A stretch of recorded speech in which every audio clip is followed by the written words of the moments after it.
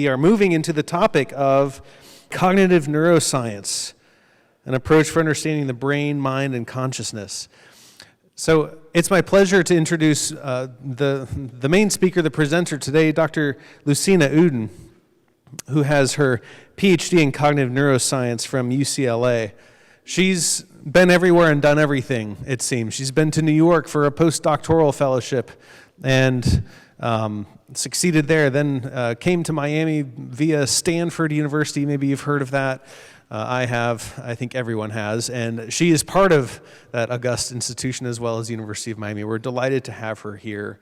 A couple things quickly about here. I'm going to read a sentence because I don't know what half the words mean, and so she can explain them to you. Her current projects focus on understanding the dynamic network interactions underlying cognitive flexibility in neurodevelopment disorders such as autism. And why do I mention that? I mention that because, and this may apply to someone in this room or someone that you know, she is participating in a study involving children with autism and is seeking participation. And so as you go out on the table, out in the lobby there, as you walk out to the left, there is just a flyer with some information that I think would be very helpful for her studies, very helpful for us understanding more about autism, and an opportunity for someone who may be interested to participate. Responding to Dr. Uden will be Dr. Tim Sansbury, about whom you've already heard a good bit and have heard from him speak already. So without further ado, I'll turn it over.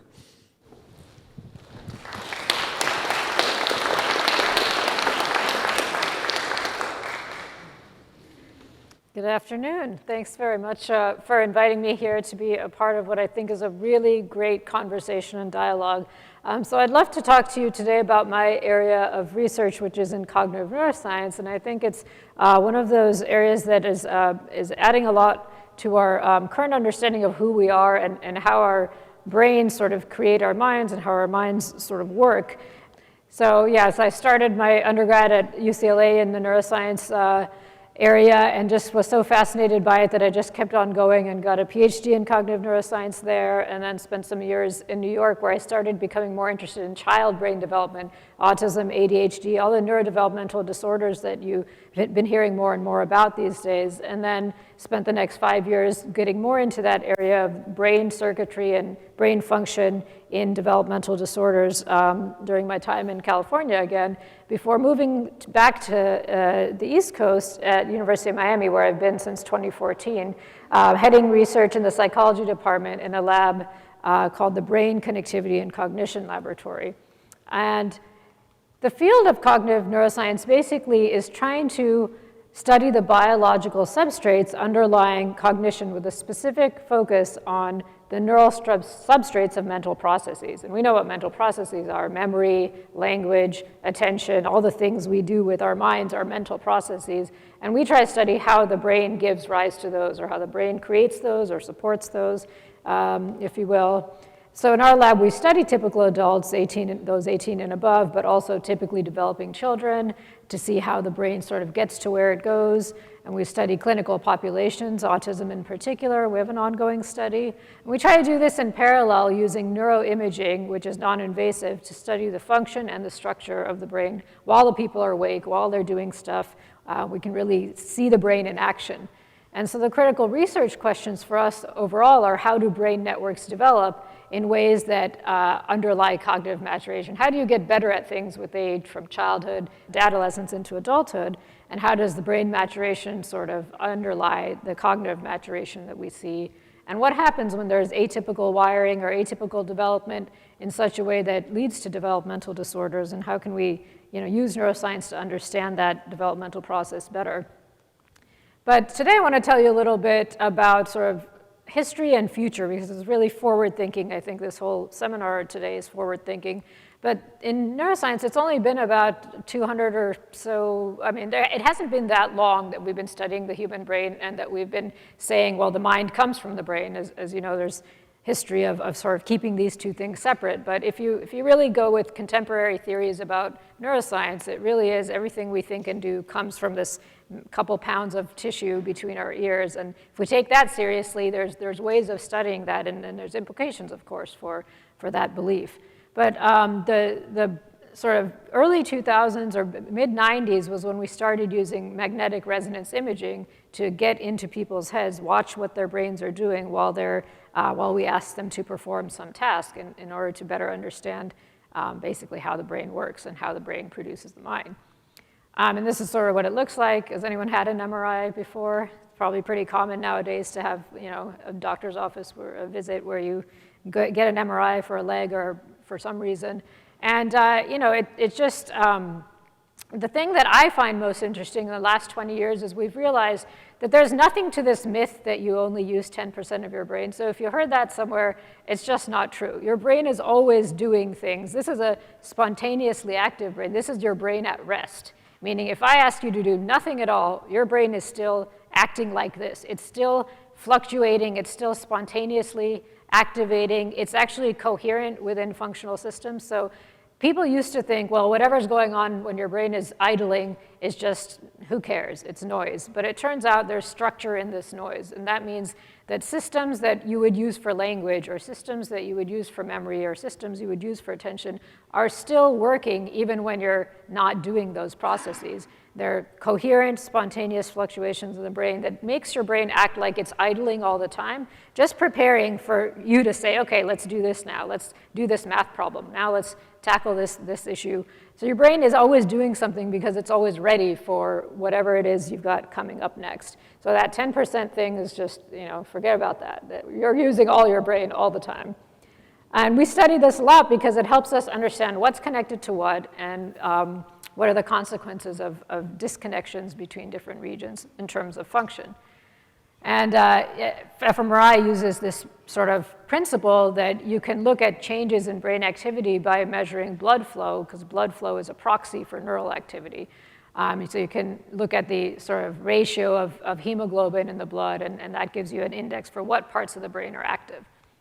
And when things come out of the scanner, it's not just a magical tool that lets you figure out, what you're thinking. It's not a mind reader. It doesn't work that way.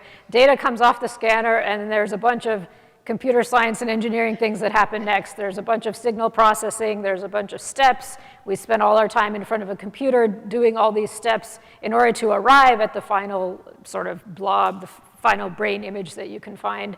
And I spent an entire semester teaching a course where we talk about all these steps and how you actually go from MRI to pretty picture of a brain. And since we don't have a whole semester, I'm not going to bore you with the details. But the truth is, it's not magic, it's science. We figured out a way to read the signals in a way that gives us an understanding of what's going on in your brain. And it's very nice. It's a good tool for mapping brain function. But for the purposes of this discussion today, there's a few topics that I think really intersect well with the themes that might be of interest to this group. And brain function and memory. How does our brain help us retrieve memory or encode memory or tell us about ourselves and our past? Brain function and perception. So why are there visual illusions? Why do we sometimes see things that aren't there? Our brain is often helping us to create the world, not just receiving it passively. But brain function and consciousness, I think, is one of the most controversial topics, really for neuroscientists and for philosophers, for many reasons. And I'm actually part of this group called the Program in Brain, Mind, and Consciousness, and we meet in Canada twice a year. It's about 30 or so philosophers, neuroscientists, and psychologists, and we just debate for 2 days straight about what is consciousness? How do you define it? Do animals have consciousness? Can I create a computer an artificial intelligence that is suddenly going to become aware and conscious? And if it does, how do I treat it as a human? And you would think these are questions that might be interesting to folks of faith, but they're actually interesting to everyone, really. That's why the HBO show Westworld is such a phenomenon, because when we talk about consciousness, there's a lot of implications for how we treat a being that has awareness of itself in the world. So we actually sit for hours at a time, and we talk and we discuss and we argue, and we come to no conclusions. That's what science is. It's a lot of talking through ideas, a lot of weighing the evidence one way or the other. It doesn't mean we have decided this is what it is, but we certainly hear each other out every 6 months. And what I wanted to show you was a nice video that gets at this question, what is consciousness and what do contemporary neuroscientists and philosophers think of it? It is the most fundamental experience of all. defining our waking moments and giving rise to all that we think and feel. Without consciousness, we have no way of proving we or anything else exists. And yet, what it is and why we have it remain a mystery that some of the greatest minds have been unable to solve. The only way I know I exist is because I'm conscious. I wake up in the dark of a hotel room, I'm discombobulated because I'm jet lagged, I have no idea where I am, or even who I am, or in what country I am, yet I know I exist because I see something. Rapid advances in our understanding of how the brain works might one day allow us to pinpoint the parts of the brain that generate consciousness. But will something as objective as science be able to explain what it feels like to be us? Consciousness by its nature is private. It's subjective. I know about my consciousness from the first person point of view. Other people can only know about my consciousness very indirectly. Philosophers have been trying to answer some of these questions for millennia. In the past couple of centuries, scientists have joined them. Debate can be fierce. In fact, some scholars reckon the puzzle of consciousness is something the human mind is incapable of solving. I think that's not just wrong, I think it's culpably wrong. It isn't impossible at all, it's just that we have to buckle down and do it. One thing that both disciplines can agree on is that consciousness arises in the brain. Made up of roughly 85 billion neurons and other supporting cells about which we know little, the brain consumes almost 20% of our energy, despite comprising just 2% of our mass. Every so often I get kind of interested in astronomy and cosmology because you look out there and you think, oh gosh, this is amazing, it's almost limitless. But then I turn around and I kind of introspectively think about the brain, and it's kind of like a universe within. We're a long ways of understanding how it works, but if we could get down to figuring out how a neuron works, by God, then we could do it at 2 neurons, and then 4 neurons, and then 4 million neurons, and then 100 million. Helped by developments in imaging, partly pioneered by Dr. Reichel and his team, scientists can study in some detail the 2 enormous folded sheets of outer brain called the cerebral cortex. This plays a crucial role in higher brain functions like memory, perception, thought, and language. And I have 2 of them, in my left and right. And it's part of this sheet that gives rise to consciousness. This sheet also gives rise to intelligence and reasoning and all the other things that we hold dear about the human brain and the human mind. Christoph Koch wants to come up with a satisfactory scientific theory of consciousness before he dies. Science wants to explain everything. If science fails to explain the central fact of my existence, I would say then it's a failure. In order to gain a better understanding of how parts of the brain work, scientists often look at bits of it that are broken. There is a little part of the brain called the cerebellum, which is at the back of my brain. If I lose it, I will be unable to, let's say, to dance or be a rock climber, and I have difficulty moving. My speech becomes slurred, but my consciousness will not be impaired. On the flip side, it seems that some parts of the brain may be essential for consciousness. Identifying these so-called neural correlates of consciousness would help pin down what is happening. What might the NCC, the neural correlate of consciousness, be like? Assuming that it's an emergent neuroscientific process. And let me say straight away that we don't know what it's like. Before his death in 2004, Francis Crick, the co-discoverer of the structure of DNA, worked with Dr. Koch on something they termed the binding problem. Put simply, the binding problem asks how the brain integrates different bits of information it gets, both sensory and internal, into our conscious experience. In real life, the brain is terribly good and puts everything together, the movement, the shape, and the color. The usual way of saying the binding problem is if you have a red square and a green triangle. How is it that you don't see it as get the colors mixed up with the shapes? That's basically the problem. Because our experience of consciousness is derived from the data we get from lots of different systems, the visual and motor being just 2, the 2 men looked at a part of the brain that is connected to all these regions. They were especially interested in the claustrum, a thin sheet of nerve cells that sits at the bottom of the cerebral cortex in each hemisphere of the brain.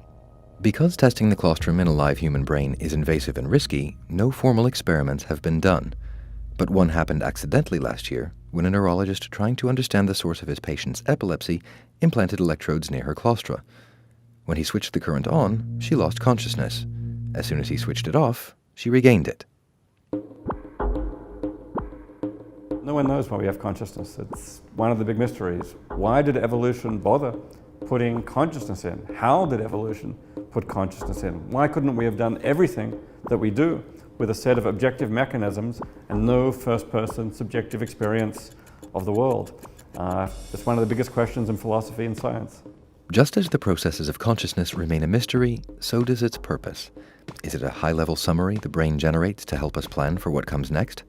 A clever way of designing our brains to make us more adept at being social? Neither? Both?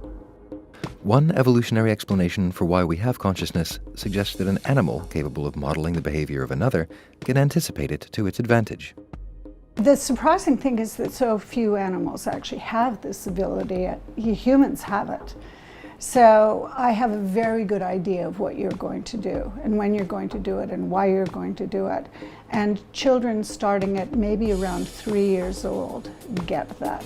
Janet Metcalf studies something called the theory of mind.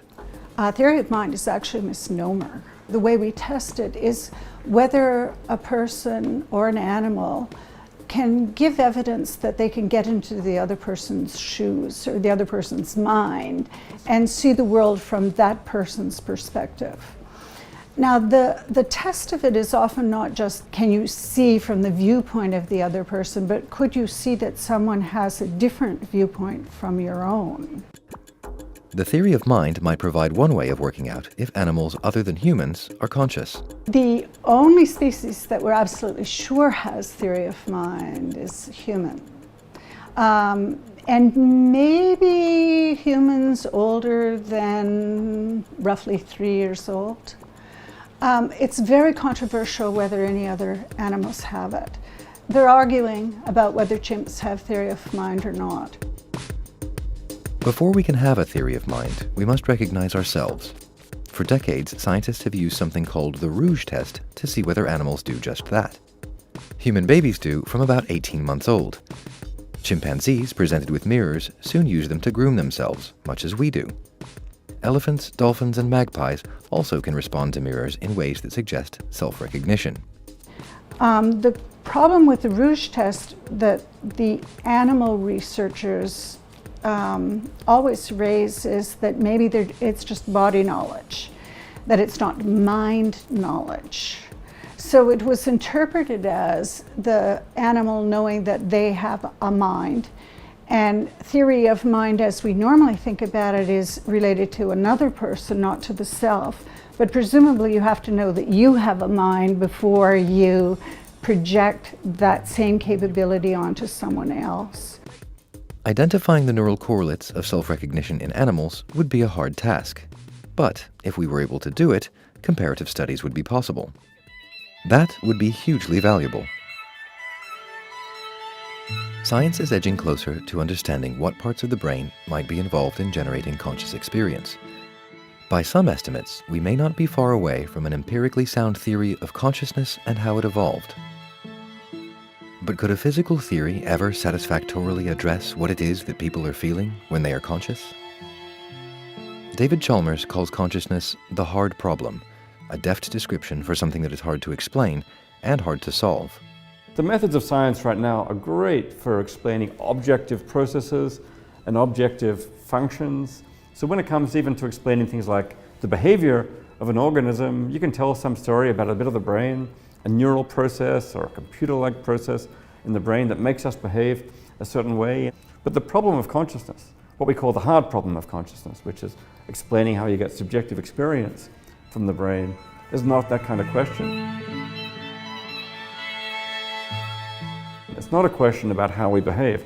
It's a question about what it's like, about how it feels from the inside. And it looks like you can explain all those objective mechanisms and objective processes, and you still won't have answered the hard problem, which is why is it that all that functioning is accompanied by consciousness? The hard problem divides philosophers and scientists alike. Some philosophers argue that consciousness can be explained far more simply. A lot of puzzles, no mysteries. We're going to understand it from the bottom up and from the top down. I have no doubt about that.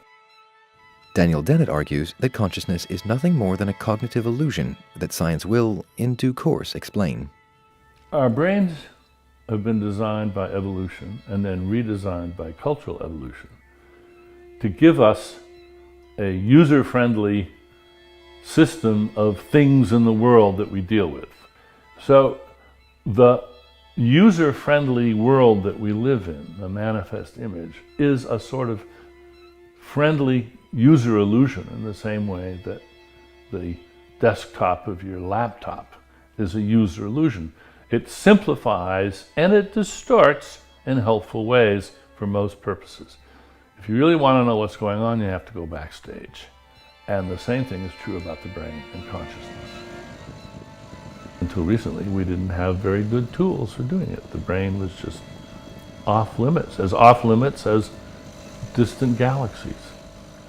We're now developing the tools for non-invasively studying the brain, and we're now developing the computational ideas and models so that we can understand how a brain can non-miraculously deal with information and refine it and uncover the semantics of the world outside and inside. So we now have the toolkit, and it's taken this long to develop it. Now we just have to use the tools. Perhaps. But for the time being, the puzzle of consciousness continues to pose more questions than it does answers. Yet another philosopher, Protagoras of Abdera, proclaimed that man is the measure of all things. Until the problem of consciousness is solved, though, that might better be phrased, the measure of all things but himself.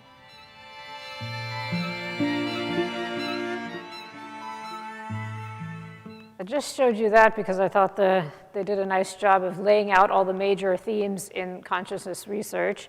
And just to show you the sort of definitions that people have used to sort of get at this question a little bit better. So there's levels of arousal and levels of awareness. So arousal is sleep, wake, and things of that nature, whereas awareness is, can you actually see what's in front of you and report back what you see? And in normal consciousness, you have both high arousal and high awareness. In coma, you have low arousal and low awareness.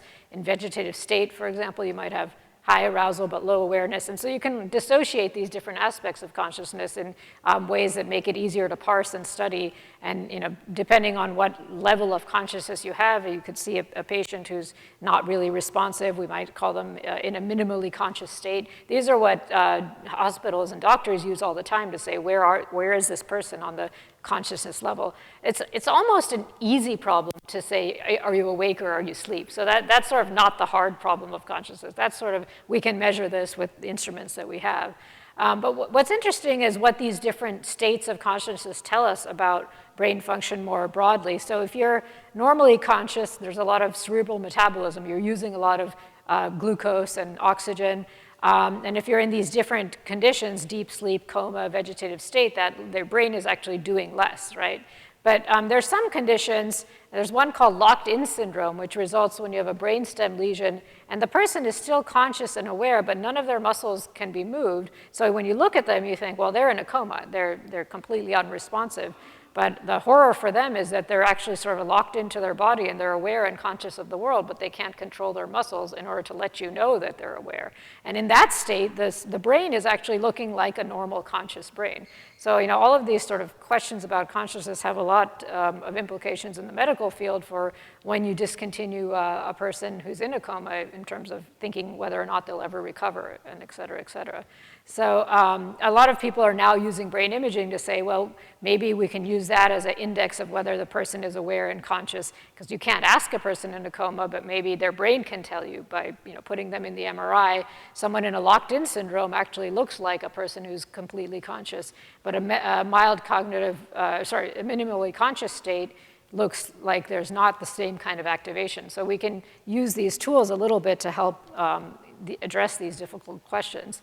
But there's a lot of questions that in my own research I've come across that are really challenging. So how does drastic brain surgery affect consciousness? There's some patients who have commissurotomy, which actually separates their two hemispheres, and this is thought to alleviate epileptic seizures. And in these patients, their two sides of the brain no longer talk to each other, but there's connections between them that can be revealed. And also, when you just talk to these people, they sound the same as they did before the surgery. So cutting their brain in this way doesn't affect their consciousness, apparently. And even in more drastic cases, we have like hemispherectomy. An entire hemisphere is removed. That's half the brain. And even still, a lot of these folks recover good motor skills, good language skills, go on to college. And when you talk to them, they don't sound different than, their personality hasn't changed. Their experience of the world in terms of what they tell you they're experiencing hasn't changed. So, if these drastic surgeries don't affect consciousness, then where was it happening in the first place? And how do we understand how the brain creates consciousness if these big changes to the brain don't always result in big changes to consciousness? I think that's just a great question for thinking about.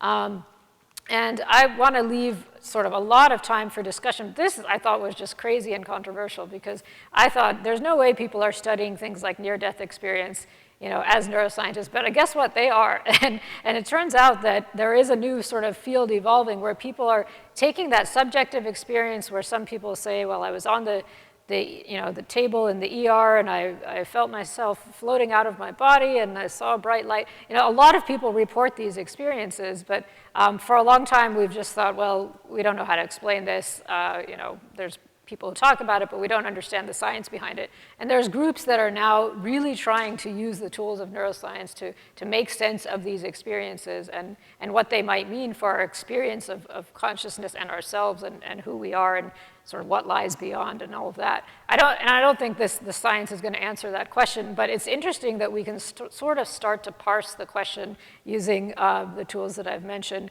And near-death-like experience seems very different from being in a coma because you're aware, but you're not aware of the immediate environment around you. So there's all these, I think, very interesting future directions and probably thorny and sticky philosophical and ethical questions that will come, and that's where I leave it with Tim, and that's your problem. So I just want to give you this landscape of what the research is going on in the field right now, and hopefully leave you with a lot of room to think, and to also again plug my study on kids with autism that's ongoing, and we've got flyers right outside in case anyone has a child and wants to participate. And thanks very much for your attention.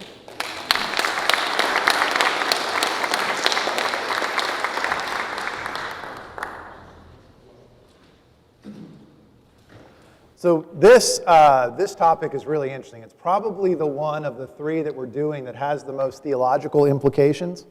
But I'm going to do something a little bit here to hopefully help and divide it into three categories for the things that come up in neuroscience. The first one is philosophical, and that one's fun. I'd love to just do that for a while because it is a lot of fun. We're going to do it really briefly.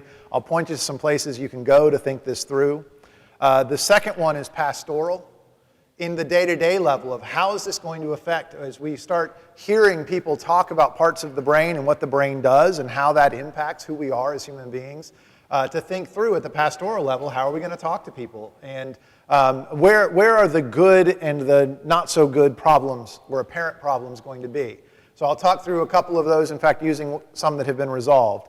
The last one is the theological, because there is an aspect of this that very much comes into the theology of things that we consider very, very critical to being Christian, like the nature and existence of the soul, or how can we have, the more the brain is what we think of ourselves as being, what is left to live eternally? What is left to have these things like those soulish properties that we think are going to go to heaven, that are what Christ came to allow. So we'll get to that last. Those are the most theological. We're going to quickly do the philosophical that I would love to let roll over, and then the pastoral again in the middle. So philosophically, here's what's really interesting, and it was ironic that this popped up at lunch, even though it was already planned for this discussion. So I have this sort of funny disability. I don't like chocolate. I don't like it. I mean, I could make a comparison to garlic. Like garlic, you don't want to just eat garlic, but if you put it in food, it helps the food taste better. There are ways that you can take chocolate and put it into things, and I'm a perfectly good fan. But if you offered chocolate bars, and I love food, alas, far more than I should, I don't want it. I don't like it. Now, what does it have to do with this? Well, there is this interesting thing, and on the one side of the people that you heard, the voices that you heard on the video saying, there's just something that we can't explain. I'll use a thought experiment by an old philosopher from quite some time ago, a guy named Leibniz. And Leibniz talked about being able to shrink ourselves really small, and this was a time period, even hundreds of years ago, where people were talking about the mechanism of the brain and trying to explain away being human as just being physical. It's not a new thing. But he said, even if we could imagine making a grand machine that could do all of the things a person did, and then if we could go, and he says, if we could open it up like a windmill and walk through it, we don't have a lot of windmills. If you can think of going into a computer room or seeing the inside or the guts of a computer, but smaller, some great piece of machinery, he says, even if we walked around and we looked around, and they had no sense of neurons, so even if I could shrink down like Ant-Man and go through the brain, if you remember the first movie, go through the body, if I could look at the neurons and see them fire, that there is a way in which, even if I could say, all of this is what is happening when Tim is tasting chocolate, that you could envision all of that and talk about all of that without needing chocolate to actually have a taste. That a computer can detect molecules, and that a computer could report molecules, and we could have a screen that says, yes, that's chocolate, and we could read it, and it says, yes, that's chocolate, and none of that requires that taste that I don't like and that most of you presumably do like. And so there is a move, if you remember the independence, there are people that act as if these are just two separate things. And one of my favorite little philosophical articles is one called What's It Like to Be a Bat? It's supposed to bring out this idea of there's got to be, when bats are doing echolocation, there's some kind of experience of what it sounds like for a bug to be out there that we just don't get. And no amount of explaining the brain and pointing to the brain is fully going to explain that. Daniel Dennett, who you heard in there, and you may know him. Daniel Dennett, I don't want to say this to be pejorative, but I do want to say it so that you have an awareness. He's one of the four horsemen of new atheism. His optimism is not just scientific and philosophical. His optimism is also a commitment to being able to explain some of these mysteries away. That doesn't make him wrong, so let's not just be dismissive of it, but it does make him enthusiastic for one solution, where I might be enthusiastic for another, if we can use that language. But see, here's the thing about just pulling these things apart. If I just said, well, we can't talk about chocolate's taste, I actually do think, and I wouldn't care to try to describe the experiment, but I think that if we wanted to find out, maybe there's government funding for this. Why does Tim Sansbury have this disability of chocolate? We could do neuroscientific experiments on it, right? The first thing that we might really quickly do is check whether it's something like cilantro. You may know that lots of people think cilantro tastes like soap. Alas, for their poor life, I'd rather give up chocolate. But in their case, they've actually got detectors genetically that they're able to detect a chemical that most people don't detect. And so maybe that's all it would be. Maybe we would actually start to take it apart and we could find that I'm either detecting something you don't detect or not detecting something you do detect.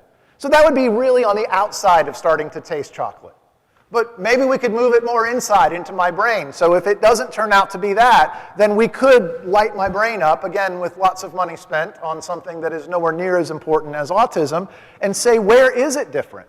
So there are parts of the brain, and this I've now moved way outside of what I know, but presumably there are parts of the brain that are more active in tasting itself. There are parts of the brain that are active in pleasure.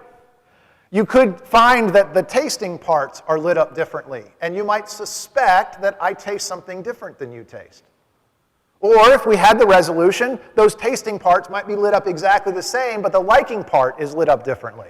And we could suspect that I taste what you taste and I just don't like it.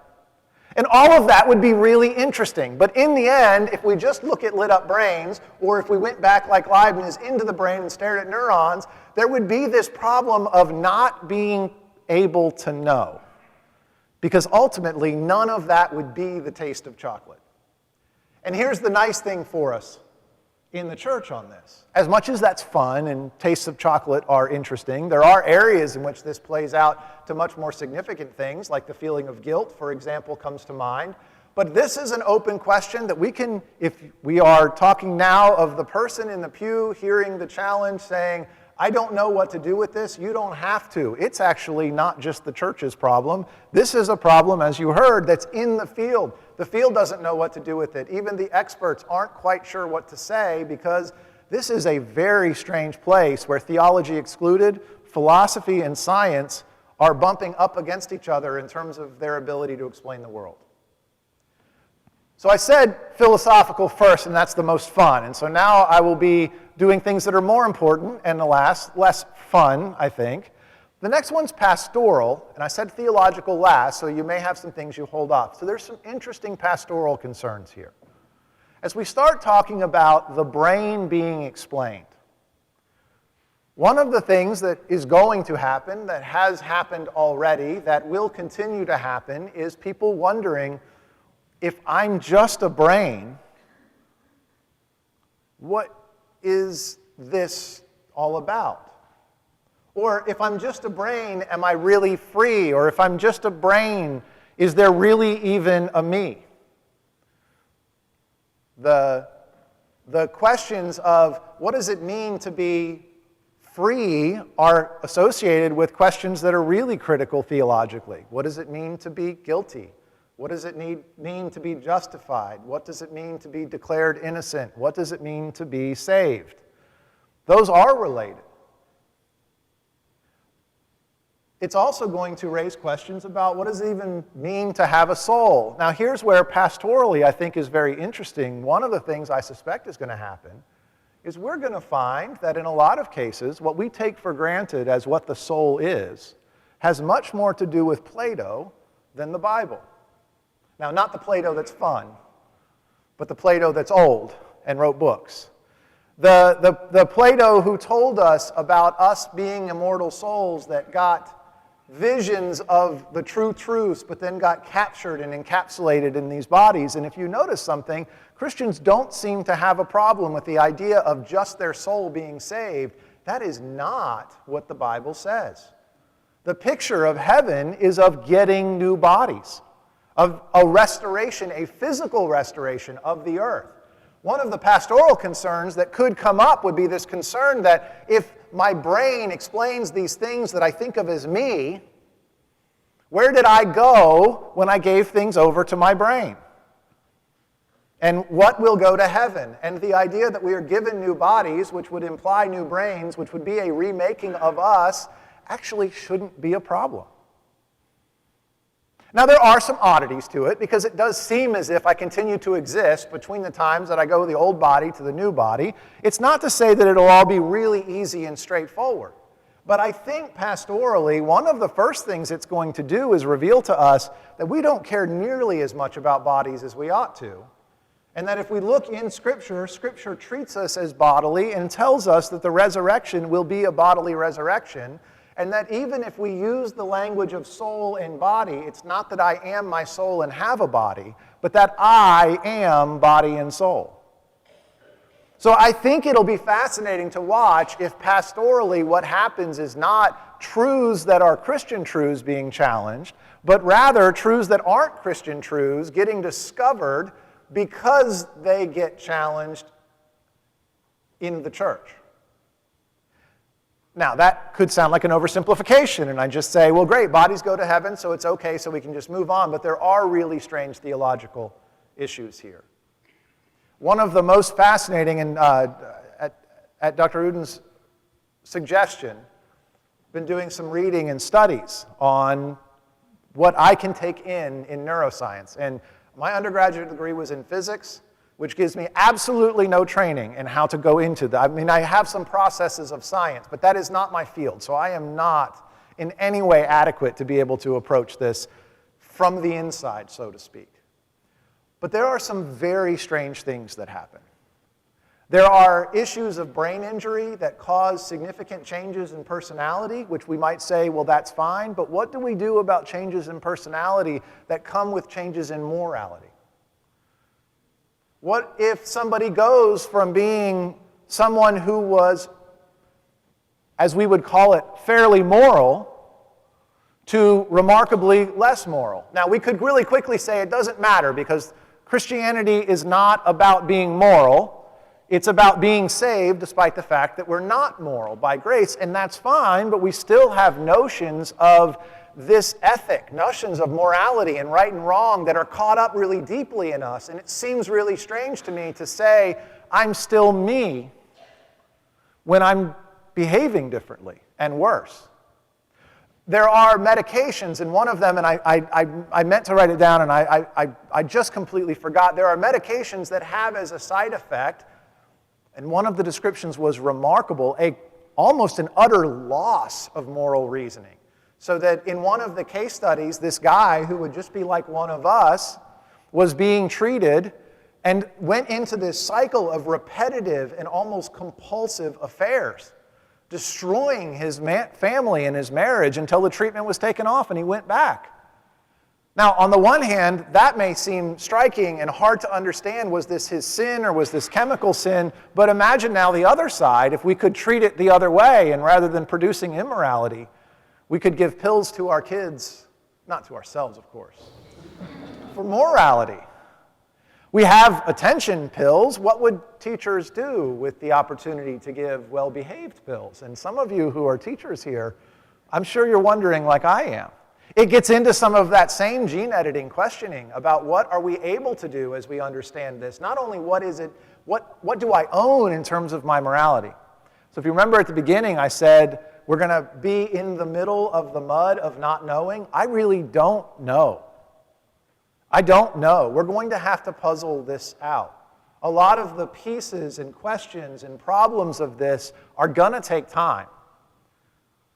There are going to be experiments that come out that challenge who we think we are. And I forgot free will. Free will comes up as well, where there are indications that there are choices that we make that we retroactively claim responsibility for in our own minds. I did that, where the indications are your body is moving before your brain has had time to process, so that you do, and then think do, and then think I did. I don't know how that will be puzzled out, and I don't know how to relate what neurons are doing to what the consciousness is in time and speed. So I can say all I want. I still taste chocolate. You haven't gotten rid of my consciousness, but it's weird if I have reacted to the chocolate before I've tasted it, so that in time I can have a problem even if I save my consciousness. These are going to be really strange questions. These are going to be theologically challenging questions. These are going to be questions where the science of the brain starts to push against the places that we have drawn hard lines between soul and body, maybe ones that, like I said before, will turn out to not belong. But sometimes it's going to challenge where we draw our lines between who I am and what's the outside world in ways that we don't like and don't understand and don't know what to do with.